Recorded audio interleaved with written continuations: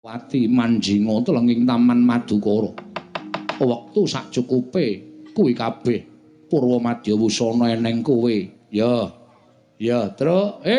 Kok dengkulmu mlonjot. Pripun? Aku kon manjing taman. Pon langsung candhak tangan loro go mriko beres pokoke. Iya, Truk.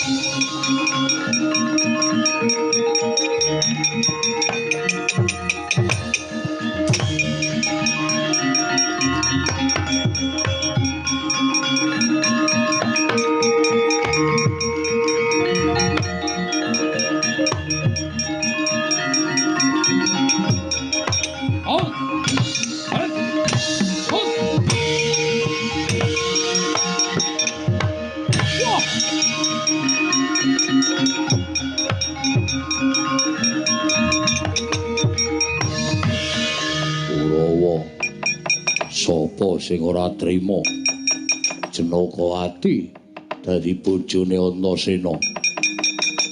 Sing ora trima mungsuh gerangane sifat barat tiba papanmu dhewe-dhewe.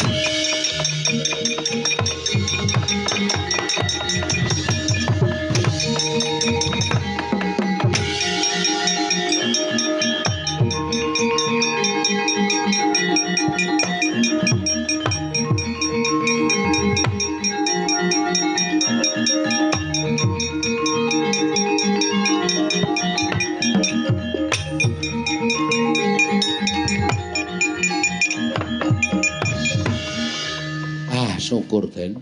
Nderek mangayu bagya ingkang putra Ndara Antasena pun lampahan dhawuh kali Dewi Jenakawati.